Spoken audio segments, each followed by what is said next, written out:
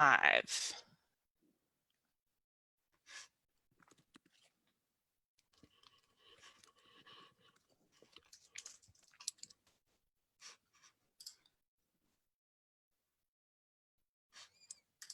Yay.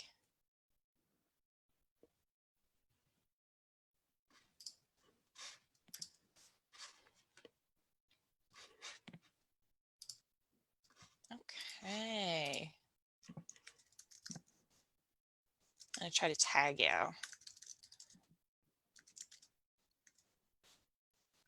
What's your Facebook page? It's still that vintage guy. Are there like spaces or anything? It's yeah, that space vintage space. Got it. Yeah. Found it.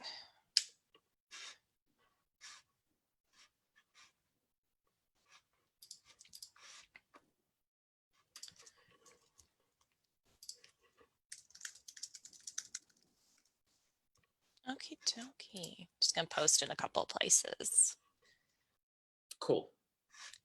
and get people logging in. Hey, Brooke.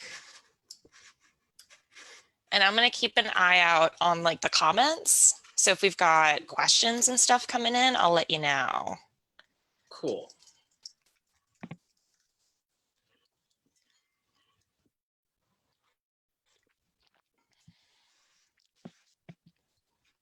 All right. Cool. Let's get started. We've already got some people logging in. Hi, everybody. How's it going?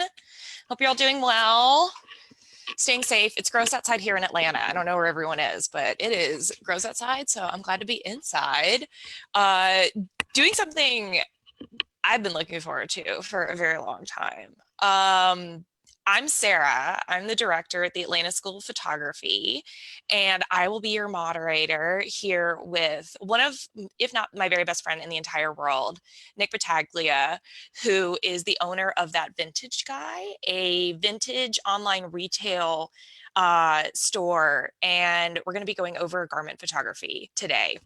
Believe it or not, Nick is actually like in his house at the moment, like in his apartment with that setup. So he's mastered down to the minuscule details of photographing from home, which is quite a feat. So I asked him, I was just like, I don't know why we haven't thought about doing this before, but we need to like show the world how you do this and put this together in your apartment because it's amazing. So I'm excited. Nick, if you want to tell everyone a little bit about yourself and your business, go for it. Yeah, I'd love to. Hey everyone, my name is Nick Battaglia, owner of That Vintage Guy. If you'd like, you can, I'm just gonna start out with this one. You can follow me on Instagram at that_vintage_guy_Atlanta, all spelled out. And I'm also on Facebook. I think, oh yeah, you did tag me there as well. This is like my side hustle. My main job is prop designing and set decorating for professional theater here in Atlanta. I have a huge passion for vintage clothing. It started at a very young age. And then I really got into collecting it in like college. I started with my own collection, which was around 2009, I think is when I first got my very first pair of vintage clothing for myself. And it was a pair of yellow 1950 shorts that I still wear to this day. And, you know, I just kept collecting and random pieces, and people were like, what are you going to do with it? And I was like, one day I'll sell. And I didn't start until about a year ago because it was something I really wanted to build up to and put the time and effort into. I used to film at my friend's apartment, and he was very lucky because he had a massive apartment with this huge wall of windows. But because of the current situation, I had to move everything to my place so I could continue to work. I had to get rid of my dream couch, which was a 1962 gold sectional sofa. That couch. And well, I mean, it's a trade. I loved it. I had it for 3 years and it served its purpose, but to me, this is more important. As another warning too, I have 2 cats, and you might see their tails kind of like jaws through the frame at some points. But they're very awesome. They're very sweet. They're the loves of my life. I actually have one right here. This is Chili. Hi, And she doesn't like to be Chili. picked up, so she's getting a little antsy. But yeah, so I moved everything here to bring it back full circle. And I've made it work pretty well. And I'm very happy with that. Somehow it all fit. Somehow it all fit. I don't know how, but here I we know, are. because I remember originally when you first started this venture, we brought everything into like the studio at the school and like laid out the seamless paper and we had the lights up and we were trying to figure out like the best angles and everything and to be able to like photograph everything on your phone as Mhm. well. So it's Mhm. like, how do we get the lights bright enough and the detail good enough where it shows up on the phone? And it was like this hours process. And then I remember you being like, okay, I'm going to take this all home and set up at home. And I was like, what? Like, Uh-huh. it was like, Uh-huh. is it Right? going to, but it did like amazing. So yeah, I'm thrilled about it. And it just been like cranking out all of the work on your Instagram and the website and everything. It's consistent, it's branded, everything just looks flawless. And I think that's the thing I want people to know is like, it's all taken on a mobile phone. Like, it's not the most fanciest setup in the world. It's taken on this, and this is an iPhone 7 Plus that I've had since 2000. When did that thing come out? 16, 17? Yeah. So like this is actually something that I do want to talk about when we get to that point about taking pictures on your phone and the best way to do it as well. Because I have a method that I feel like it works. And something you talked about earlier was consistency, and consistency is so big for me. It's so big. Like I have such a personal issue with myself if I don't feel like I'm producing consistent images. And so to be able to move this from place to place but keep it consistent was a huge factor for me. So I'm glad you touched upon that.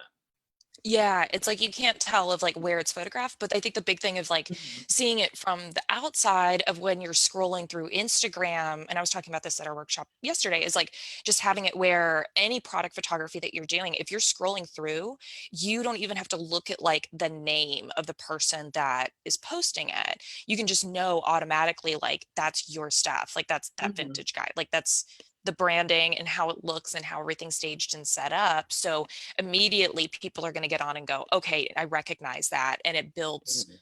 trust with Exactly. your audience over time and that consistency that they can go to. Because if you're posting something different from like a different look week to week, then people are going through and it's like, wait, who did I follow? Who is this? What Yeah. are they doing? Where's And then it coming especially from? when you go to like the Instagram and you start scrolling through, it's just shoo, super clean. Yeah. Exactly. That was something that was very important. Now, and not to say that you have to do things on the same background every single time. That is just something that I personally wanted to do. I see Instagrams that have different colors. Okay, there's this one that I follow. I'm pretty sure she won't mind because she's really sweet and I love her, and she's from Atlanta too. Her handle is Retmod, Retmod, and she's a great example of having different colors. So as you scroll through her Instagram, you will see like a whole color block of yellow go up, and she highlights a lot of things that have like yellow, and she'll follow that pattern with like red, orange, yellow, and it's one of those things where it's really subtle because it takes place over a series of photos, but to watch the Instagram change color and feeling as it continues is fantastic. And that's a great example of like keeping consistent, but also making it different every single time. So it's like So, minor shifts and changes, but still mhm. coming back and relating to the brand overall. Yes, Yeah. Oh, yes, that's so cool. fantastic one. So on building everything, what equipment have you found that works really well? Like what's your go-to at this point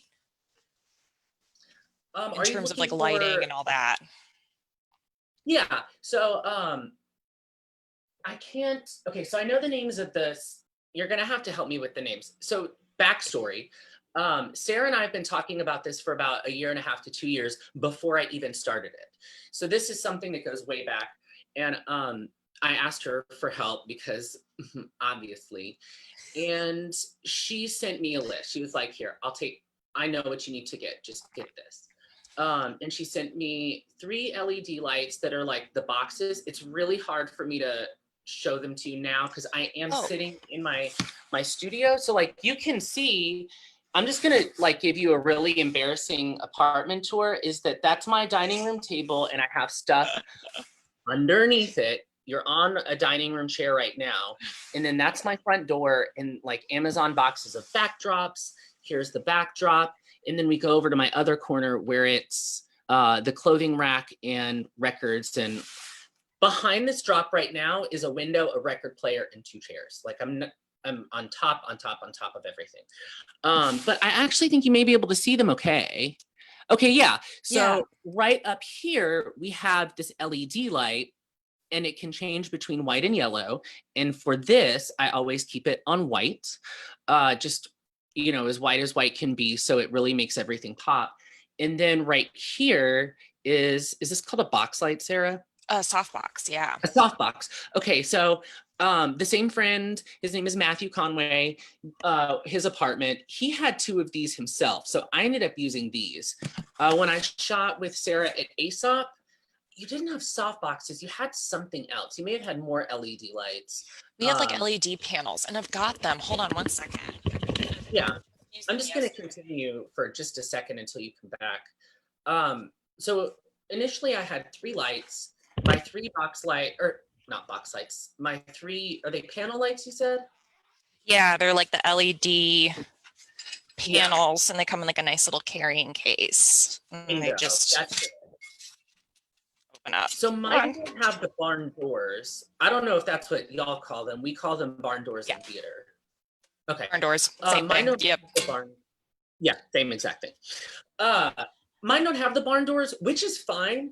I've never really run into an issue with trying to focus lights because those are more for my backdrop.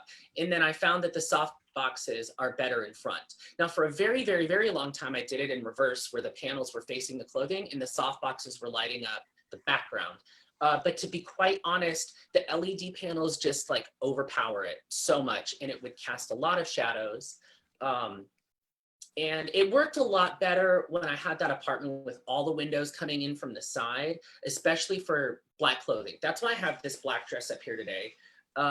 Because black clothing on a black mannequin, somebody gave me this mannequin and I'm forever grateful for just giving me the form, but it's black velvet, which makes it difficult to put clothes on. And it also makes it difficult to shoot black clothing.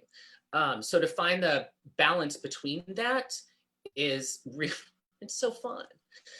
But I found the newer lights are great, which are the box panels. And I can't remember who made these. I don't know if it's on there or not. They're all from Amazon. The backdrop is from Amazon too. The stand is from Amazon.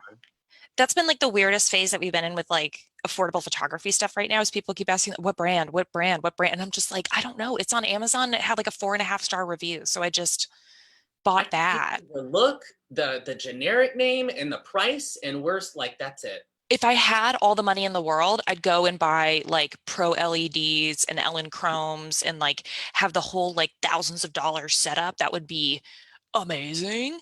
But we don't because we went to art school and we got stuff to pay off. So including we're gonna order Amazon. Lights on Amazon. Like, yeah.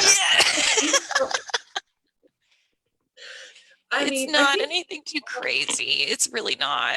You guys, like if you're going and you're looking at stuff and you want, okay, here's the deal. If you want to get like if you can't afford the really nice equipment, which is great because it'll last you forever. That's the thing about it. Like the really super nice, high quality equipment will last you for ages. And go talk to the guys over at PPR. They're over by IKEA off on North Side. They're amazing and I love them. And Johnny and the guys over there are brilliant. But also on the other end, can't always afford it all the time. And like we're saying, just go on Amazon and just be like LED light panels and just go with one with like a lot of good reviews and just use that at least in the interim until you can get the nicer equipment and just keep using that and learn how to work with that. And then by the time that you can afford the nicer equipment, it'll be a breeze because it's the easiest thing in the world. Like when we used to do your headshots with like clamp lights and stuff like back in college. Oh my God. Oh yeah.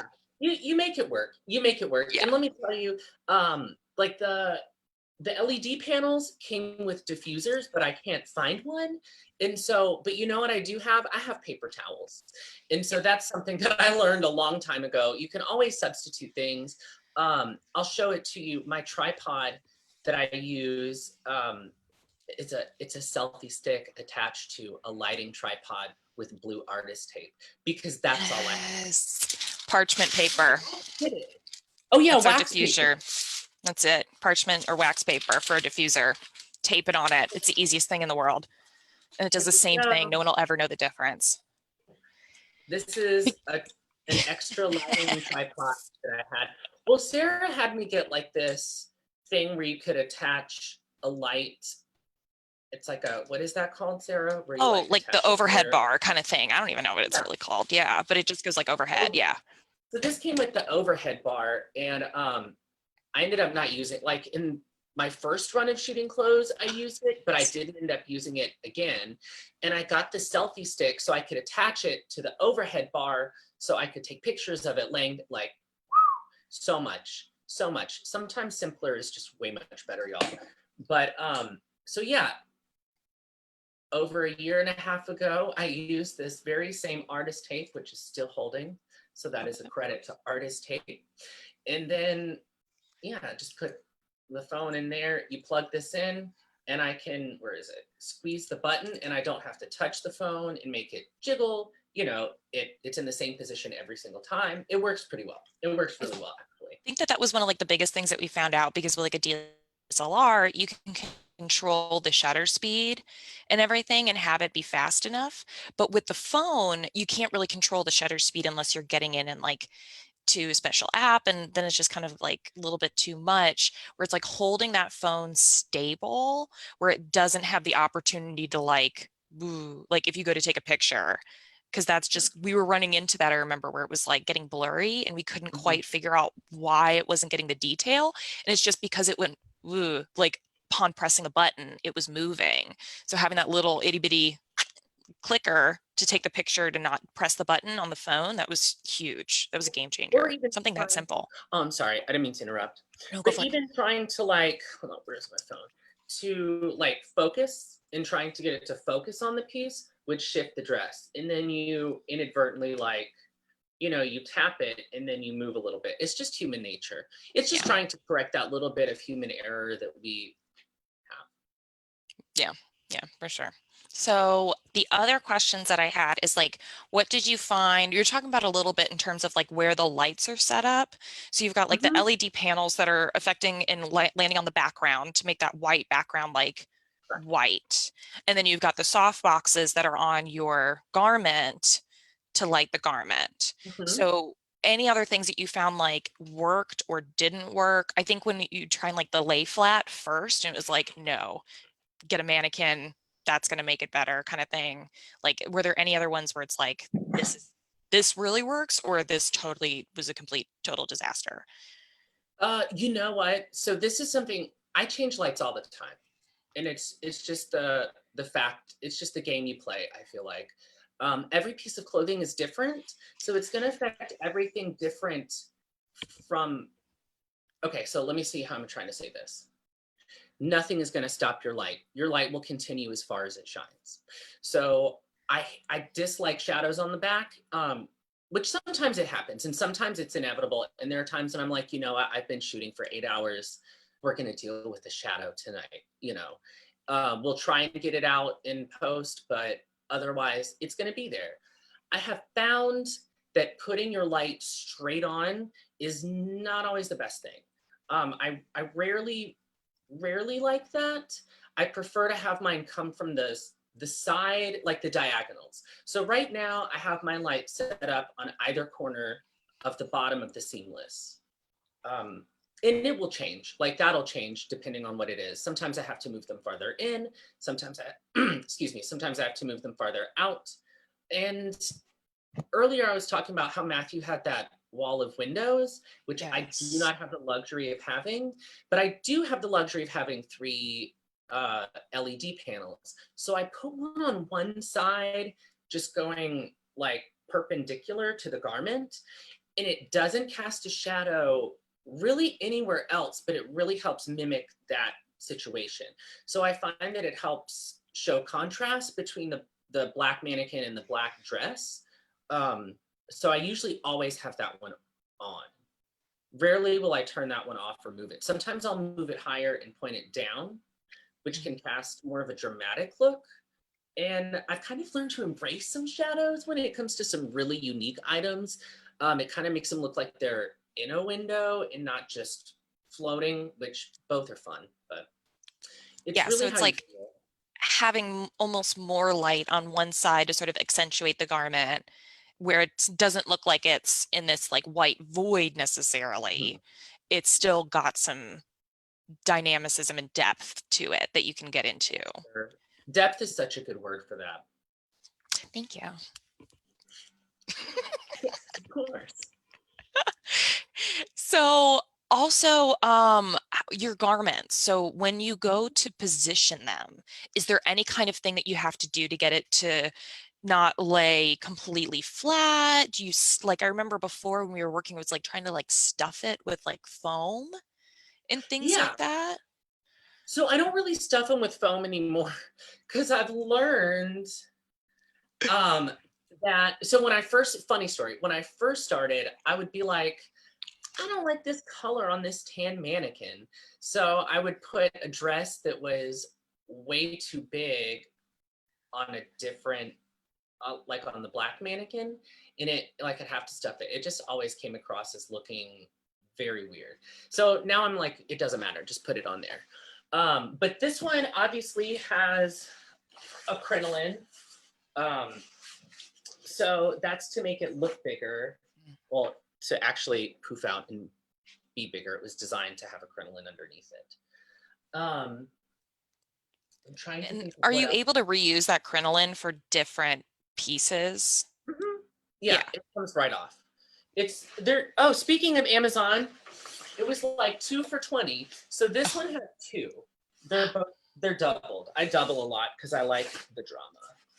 And sometimes you need more Yeah. drama. What else do I do? I'll angle them. I always have 4 angles that I do for every shot. I have flat front, and then diagonal left, diagonal right, and then I flip it around and we'll do the back as well. Okay. So it's like a total of like 4 or 5 images to get it to where you've got almost every angle to put on like so that was my other question is how many pictures are you putting for a garment on your website versus how many are you putting on social media? Do you just do one for social media and like 5 for your website or like what's the ratio?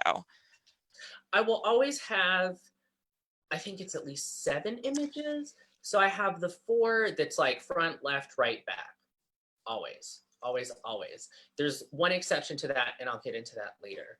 And then I do a series of close-ups. If it's something that's super detailed, like this dress or the Christian Dior's that I have, then it is going to have more close-ups. You want to feature it heavily. But if it's something that's like a mod mini dress where it's either one color or you can see the pattern, then it's just going to be the close-ups of like the tag, the zipper to show that it works. Maybe a close-up of the pattern if it's really detailed or it looks somewhat different. Something that I've noticed is that clothing looks so different from photo to person to close-up. And so to be able to show how that looks is really important. And it sounds weird, but it's fascinating when you see it and when your eyes finally open and you do see it. Now, going to social media, I do one composite picture of 2 to 3 images. So it'll be the long shot of it just facing straight forward. And then I'm pretty consistent in the other pose. And it's usually the pose of it facing your right, my left. So it would be this way. And it's like a closer up image to kind of show you. And it's always usually like the top part from here. And it's just to show you usually like how the bust fits or the shoulder, or if there's a different design that carries on the back, something to show it to where it's not just flat. And then if there's a really important tag or something, I may include that in the bottom of the composite. But I try and stick to one image. I've noticed that people don't like to swipe and people don't like to click. Yes. people don't like to swipe and people don't like to click, and it fascinates me. Especially they don't like to click more because Instagram truncates your captions. So something that's really important is putting as much information as you can in such a little space. Yeah. So if you don't have to swipe, if you don't have to, I see people that are like swipe for more images, and I know that people are going to like swipe to want to keep going. So I try and do everything together. Yeah, we do the same where it's like we've seen, I know like Kaya, we've talked about how weird it is that like whenever we post things on Instagram with like multiple images, we get less likes than we do if it's a singular image. And I think it's something with the Instagram algorithm because it's not any better or worse. It's just Instagram isn't recirculating the multiple pictures ones like as much as like a single image. Like I have no idea. Of course, we don't have any like consistent like proof of that, but it's so bizarre like getting into the whole algorithm and especially now with COVID and everything and like trying to figure everything out and like timing and everything. It's just like bleh. Yeah. Yeah. At the end of the day, it's one of those things that the simpler the better. Yeah. The simpler the better. If you can highlight your photo or your piece in a beautiful photo in a simple way in like one shot, do it. Just That's do it. it. That's it. Yeah. Cool. Do you want to show us around the studio and show us how you do a little setup? Yeah. Let me, something that's really, really important is coffee. Yes. Cheers. I'm going to cheers every one of you out there.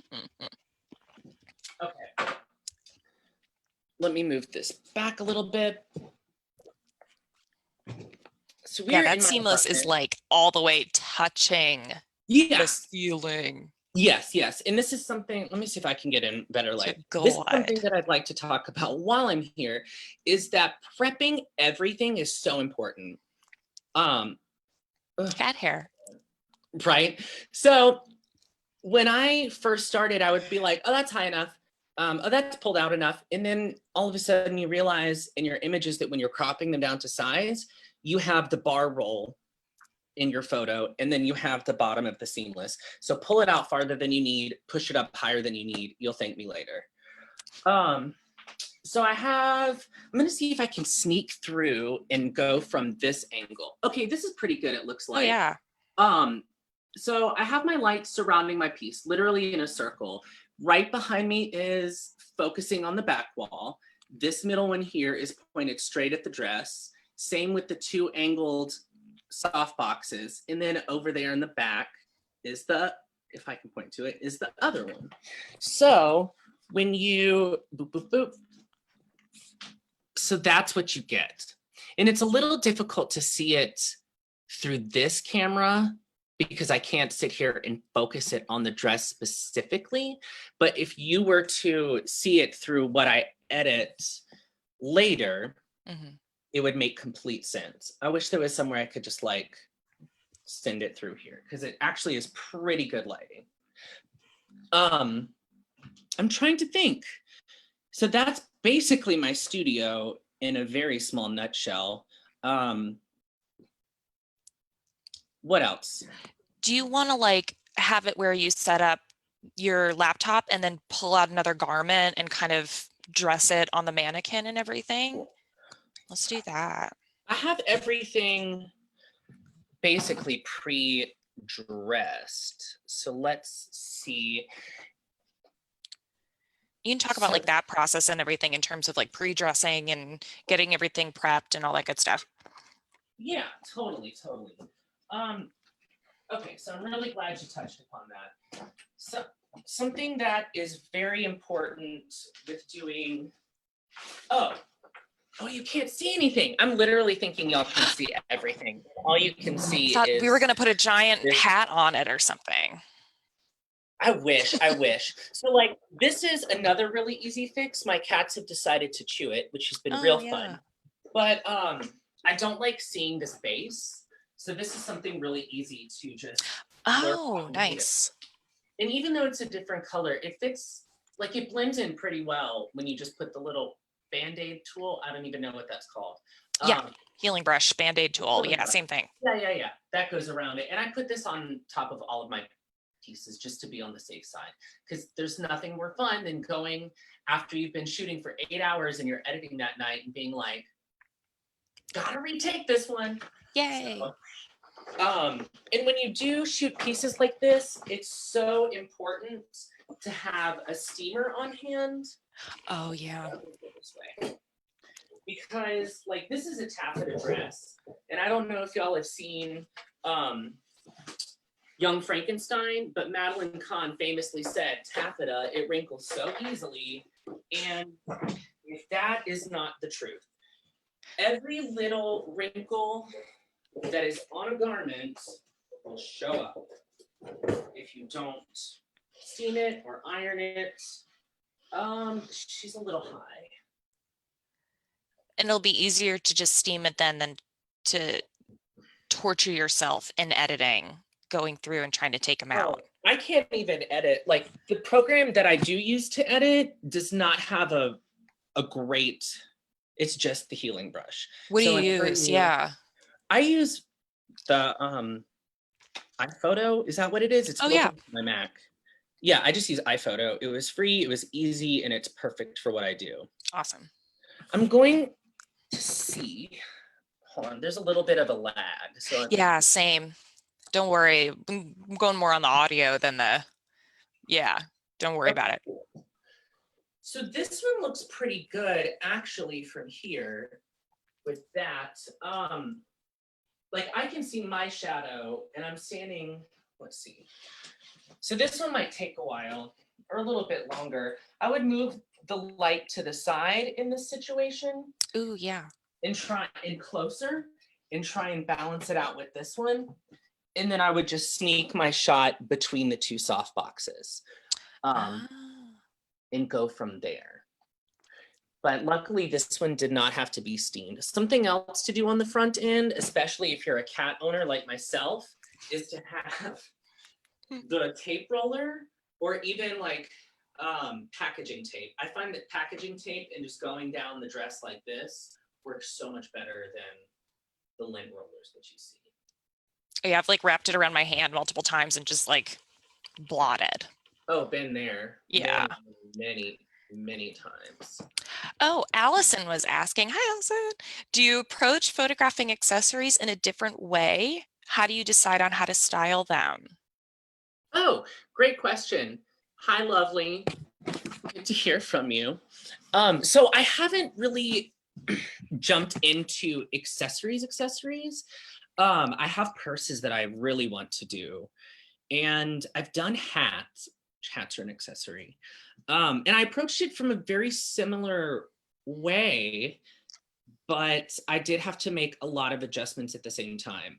So my hat, I put on a hat mannequin, a very dramatic hat mannequin. It has a very long neck and these very long eyelashes. And I set up the background, but instead of bringing the seamless on my table, I cut a piece of my seamless off and put it on top and just let it hang behind. Oh, yeah. And I found that I had to pull the table quite far away from it in order to light it properly. Otherwise, you could see this huge division with shadows. I also had to do the overhead bar for that one. So I was very excited that I did have that overhead bar because I was losing so much light on top, even with the shadow boxes. Everything was in such close proximity that the shadow boxes were not strong enough. Yeah, we were running into like the same thing. Yesterday we were at a ceramic studio. We were at Mudfire over in Avondale Estates. And we had to, even though like what they're photographing are these small pieces, even just by pulling that background out, the seamless further away, so it has the chance for like the lights close to it for the light to drop off, because they want it to be like light on the subject and then have it like the background where it's like darker. And just by pulling that background further away, it made all the difference in the world. So it wasn't a matter of like worrying about moving the lights or having to like flag stuff off. And we were doing some of that, but it was the simplest solution was just like pull the background further, just pull the seamless out, make it go further back and bring your subject closer to your camera. And Mhm. that's going to be the answer at the end of the day. Oh, it was exactly that. It was move, um, I can't move my seamless farther back, but I could definitely pull my table closer to the opposite wall. And luckily it was a hat, so it wasn't like I could crop it down pretty well and you still wouldn't see the sides, but it was exactly that. Easy peasy. Yes. Yay. Oh yeah. Okay. So I want to, even if I can, I'm gonna like share my screen Hmm. and we can look at your website Okay, cool. and some of the stuff that's on there. Oh, there's even the picture that I took. Yay. Yeah, yeah, the one of it's Ari from our photo Oh, shoot. Aria and Ambry from the Yes. Vintage Train photo shoot. That was super fun. Always That fun. we brought like a whole bunch of gear and I'm hoping we get to go back out there soon because it was just a trip. So I was waiting for it to, yeah, that was really fun styling. So just gonna go into like the women's category and you've got it all set up by like different eras. Hmm. So how do you do your research to find what's what and where it comes Oh from and what man. time? The research is one of the longest parts. So let me just put this out there. The most fun part about this is sourcing, okay? And then the research comes after that. I love research. I love research. I just made that face and that noise, but I do love research. It just takes a while sometimes. Um, and then comes photographing and then measuring and then descriptions. Like it's a very long process. Um, but I do a lot of research. There's a great website called the Vintage Fashion Guild, and that can give you a lot of labels and it puts it with a decade as well. Um, Etsy is pretty good about it too. Um, I don't really always trust eBay sellers. Like I was on eBay last night looking at vintage clothing and somebody had listed a 1940 suit and I looked at the tag and it's obviously 70s. For me, it's obviously 70s. Like I could tell you that right now, but that person did not. So eBay is not always the best place to date your vintage. The absolute best way is if you can find an ad, which is not Oh yeah. always feasible. I usually find an ad for my clothing maybe like 2% of the time. Yeah, so it's like going back and finding like the actual vintage ad from a magazine to Yeah. reference it Now to, and you can date that, it back. yes. So that Dior jacket, the black and white one with Oh, the yes. Oh my black goodness. collar and cuffs, does have an ad for its sister in Harper's Bazaar in 1953, Oh, which I cool. think I did include in this. Yes. There it Oh is. my That God. picture Look at that. from 1953. Love it. Oh my God. But yeah, it sounds like there's like a lot of resources online of like communities of people who have been doing this for a long time. Mhm. And you can reach out and they're willing to help and say, oh, yeah, this is so and so. And you go on that. And then I heard you talk about as well, where like then you go back and you're participating in the community as well. So it's like everyone's kind of very nice and helping each other majority of the time to just kind of make sure everyone's got the right knowledge about the pieces and everything. Yes. And there is a website that I found out about called DuckDuckGo, and they do not log your searches when you search. So, Mhm. like when I go to Google and search for a piece of clothing, a lot of the time pattern images will come up. And so that's because I've looked for a lot of patterns. Now, if I go to DuckDuckGo, completely different pieces come up. And that is a great Oh, way, you know, they don't save your searches. So they're not pulling up responses based on what you've previously looked at. So I go there a lot for research as well. Um, but there's also a whole bunch of other things that you can just see throughout the pieces, like the cut, um, zippers, labels are huge. Zippers yeah. are huge. Stitching is huge. Um, ILGWU tags, which stands for International Ladies Garment Workers Union Association. or the, I don't, no, there's no A, just kidding. International Ladies Garment Workers Union. And so seeing those will be able to help you date because they usually fall within a certain decade, depending on Oh, like cool. Yeah, where color. it's like you're including things like the zipper, like you're taking a picture close up of the zipper and the clasp to Yeah, because essentially indicate this is authentic vintage. This wasn't made at like Forever 21 and someone ripped the tag off and said, yeah, vintage. Like this is the telltale sign of it. metal zippers are huge. I mean, metal zippers are still made today, but a metal zipper like that is definitely a telltale sign. Even though nylon zippers became incredibly popular in the 60s, which this is a 60s dress, this maintains the metal zipper. But nylon zippers, I believe, were invented in the 30s, is what I've read from research, but they were not very popular at all. Just like commercial use. Yeah. And with this kind of stuff, are you on the back of it? Are you like clipping to form fit it to the mannequin at all? Or is it just on there as that way?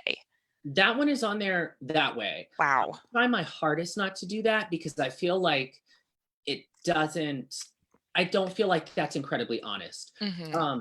Now there are pieces like this happens more on my men's clothing than my women's clothing. My men's mannequin is some sort of like hunched over linebacker. I found this mannequin on Craigslist for like $60. It was in the middle of nowhere. I met this man at a gas station to pull a male mannequin out of his car. And like, it's kind of hard to see it. It's more prevalent from the back, but its shoulders like hunch over. Anyway, sometimes things hang on it oddly. I'm trying to see if there's an example. That one's pretty fitted. That one, Yeah. there's no clips on it at all. It's more Wow. the larger ones, but sometimes it'll like droop underneath the chest. Oh, And gotcha. Yeah, so yeah, what I'll yeah. do is I'll pin it back so it doesn't get the like the sagginess. I might have done a real good job and you can't see it, That's what I was gonna say. I'm like, I think you just did a really good job. but like I think Got I the also do it for 80s. clothing that have a lot of like there's a kimono that I have on here. Oh, It's sure. rather flowy and drapey and sometimes it can hide elements like it you won't be able to see the sleeve as well because of the side fabric. So I'll pin that out of the way, but I don't feel like that's like if you're doing it for a form, if you're trying to get it to fit better, I just feel like that's incredibly misleading. Hmm. That's not how it falls and that's not how it fits. Oh, for sure. Yeah. Then it's kind of like once you get it, it's like, oh, it's actually a lot wider in the waist than I thought it was gonna be. Yeah. That makes a Even lot of sense. even if it doesn't keep going, this is 60s. Keep going down because there's a dress that I want to talk about with that specific not issue, but with that specific topic. Yeah. It's going to be in the mini mod section, so keep going. Okay, stop, go up a little bit to where you see a black mini dress in the very middle of the frame. This guy. Bingo. So she is a very beautiful mini dress. Love this dress. It's so simple. It's cute. But she's very much bigger than the mannequin. So that mannequin has at its smallest a 26-inch waist. And I can't remember what the waist is on this one, but this is a modern large. 38. She is a 38 waist. So you can see the difference between like a 26-inch waist and a 38-inch dress, but I do not feel like clipping it or pinning it back would do anything for it. Yep. Like it needs to be shown that it is a large dress. Hmm. Pinning it would ruin the shape of it. It would ruin that mod outline. It Yep. would ruin the cut that it was designed to give. So if I can avoid it at all costs, then I'm like, no, we're not going to pin you today. Yeah. Yeah, for sure. Absolutely. I'm going to pull up the Instagram now so you can kind of see the difference between what's posted on Instagram versus what's posted on the website and having somewhat of a similar look, but combining these in like the same image. Yeah. So, oh, here's a great example of fantastic lighting. So here you can't even almost, like, it's almost impossible to see the division. This is with the app. Oh man, I can't remember what it's called, but it's an app where you can composite photos together. It was not free. If you can do a free one, I don't think this is worth the $199 that I paid for it back in 2011, but we're over that. But this is a great one because you can see how both photos actually, they look like it's one photo instead of two put together, because the lighting is actually really good for that one. Yeah. But I want to go out and say this is that I view Instagram and my website as two different platforms. I feel like I'm way more fun on my Instagram, and then you get to my website and it's like, okay, these are the clothes. Like, we have fun on Instagram, but website is business. That's just how I view it as well. Yeah, for sure. And I think that's like business wise, that's a really good way to do it, where it's like fun personality type of thing on Instagram with minimal information. And then just like, here it is, here's the piece. And then if you want to know more, go to the website. Like, no need to drown Instagram in the 6 pictures you'd have on your website. If they want to know more, they can go to your website, but at least getting a taste on the Instagram for sure. Oh yeah, drowning is the perfect word. I just don't feel like you should overwhelm people, because they're going to be interested in something within that first shot. First appearances are everything. If you like this, then you're going to pursue it. If not, you're going to move on. There's no reason to have one picture of the full dress and one picture of the sleeve and one picture of this. You totally can. I just find that it doesn't work for me and for my model, but this model seems to work quite well. Yeah. Where can you find a mannequin? Like, if you wanted to start to do like product or garment photography, where do you even begin to find a mannequin? So the tan mannequin that is in these images was my grandmother's. So that one was passed down to me, and I'm very, very, very fortunate to have this mannequin. That one,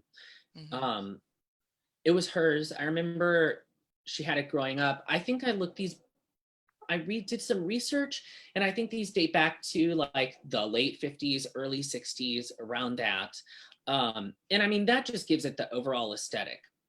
The black mannequin was given to me by my hairdresser. She was my hairdresser for like 20 years. I loved her. And she gave me that one when I first started trying to sell vintage clothing back in like 2014. My first attempt was a failure. And so she gave me that one.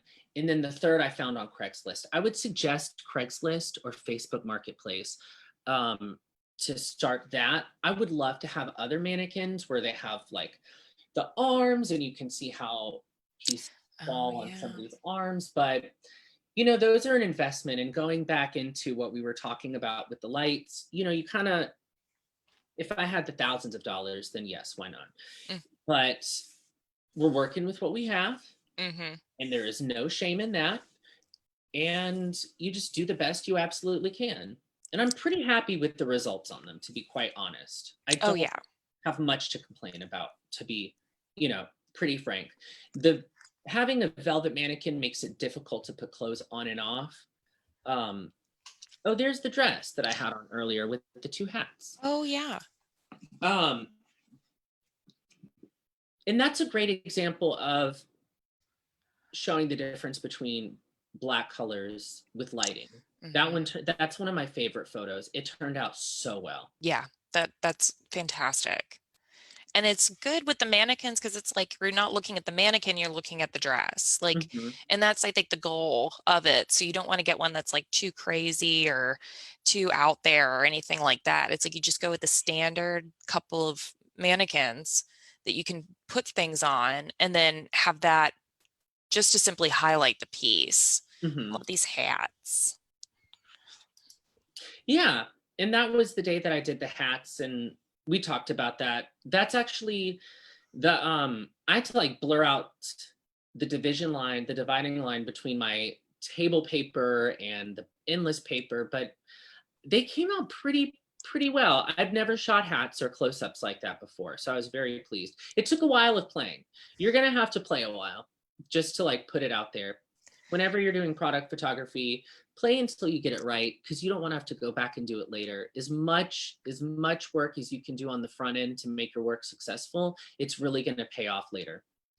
And from the marketing standpoint, do you find that most people find you through Instagram, through Facebook? Where do you think the Instagram. majority of your customers are coming from? Instagram completely. Um, I I really like Instagram because I feel like it's a great opportunity to window shop. It's literally walking up to a store and looking in their window online. I don't really use Facebook for my business. I have it linked, but I just find it much harder to reach new people that way. Facebook is so like friends and family, and that's just how I feel about it. I had to get the Facebook to try and link my shop up, but that didn't work. So thanks, Instagram. Yeah. And thanks, Facebook. Please But fix that. If you're listening, Facebook, fix that. fix it, please, or reach out to me. At least respond to my emails. Yes, please. But Instagram is great because you can hashtag and then you can follow those hashtags. Yeah.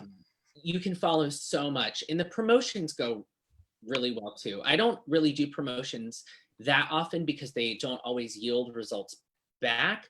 But what they do typically yield are followers, which is important because sometimes a follower can be more important than just a random one-off sale.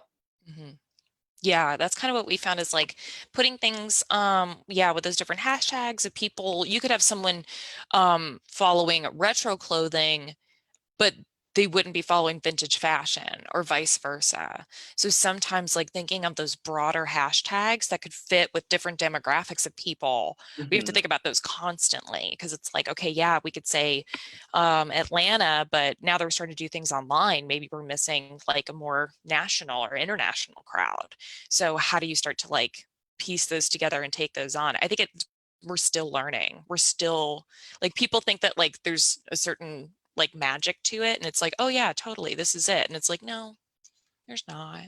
We don't know. We have no idea. This is one of those wild frontiers where it's up for us to learn how to navigate it and find out what works best for us.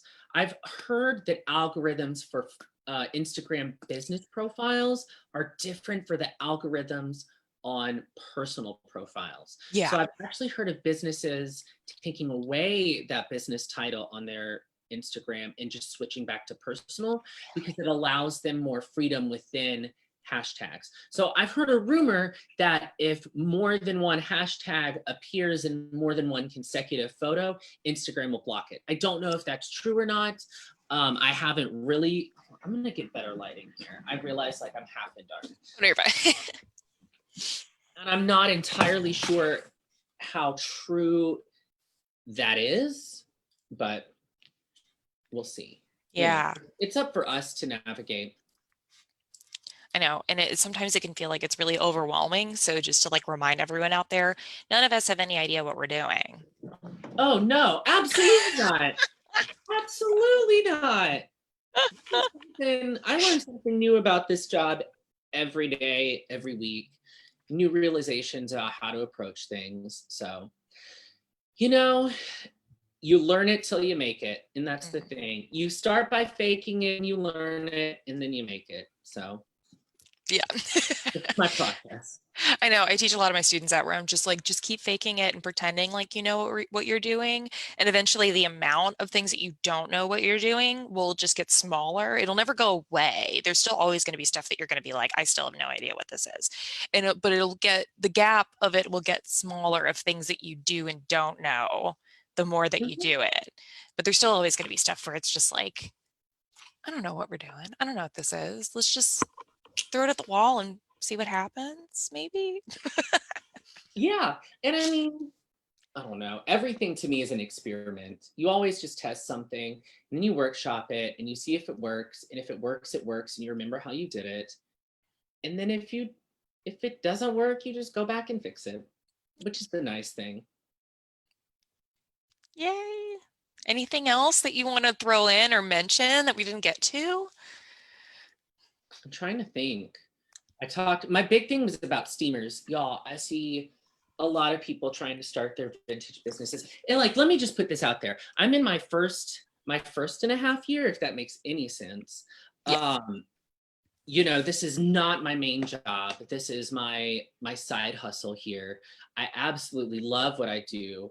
I learn new things every day. But even within that year and a half, like of experience, you get to see things. And I see people who don't take good lighting, who don't take photos with good lighting, who don't take the time to wrinkle things, my lord, who don't take the time to steam out the wrinkles. And it's just all of those things that go in on the front end are going to pay off so much on the back end.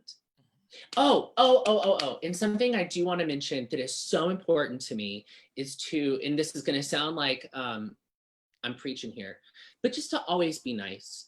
I have a saying from the movie Tu Wong Fu that Chi Chi says, and that is, nobody is too rich to throw away a friend.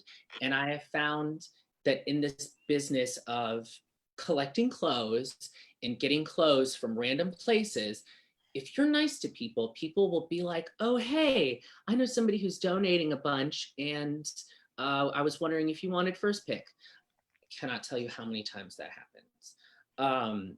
People are so willing to help you out when you're nice, and when you're willing to help them out in return as well. It's a two-way street. Mm-hmm. But being nice, I feel like, is how a lot of this has come to be. And just take the time. People ask me questions all the time. People ask me monotonous questions. How is this, you know?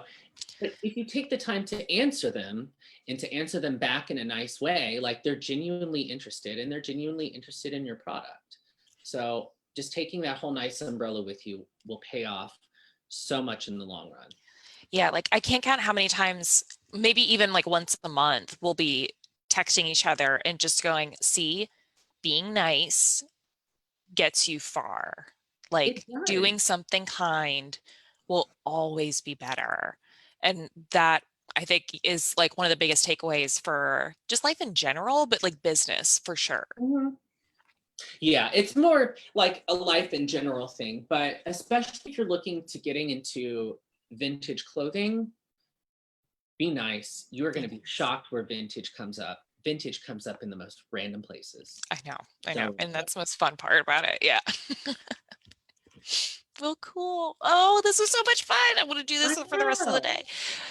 All right. Well, thank you everyone so much for joining. We so appreciate it. Hang out and check out the workshops, either like on our Facebook page or online. I'll put a link in the comments, but we just introduced e-learning. So like if you want to learn at your own pace, you don't have to like log in at a specific time. You can just kind of like get the assignments week to week and have feedback and all of that. So should be good. Oh, my mom says hi. Hi, mom. So if you guys go ahead, check that out. And then of course, check out Nick's Facebook and Instagram. It's up there at the top of the comments, and follow that vintage guy, and we'll talk to y'all later. Stay dry, Atlanta. Yes. Bye. Bye.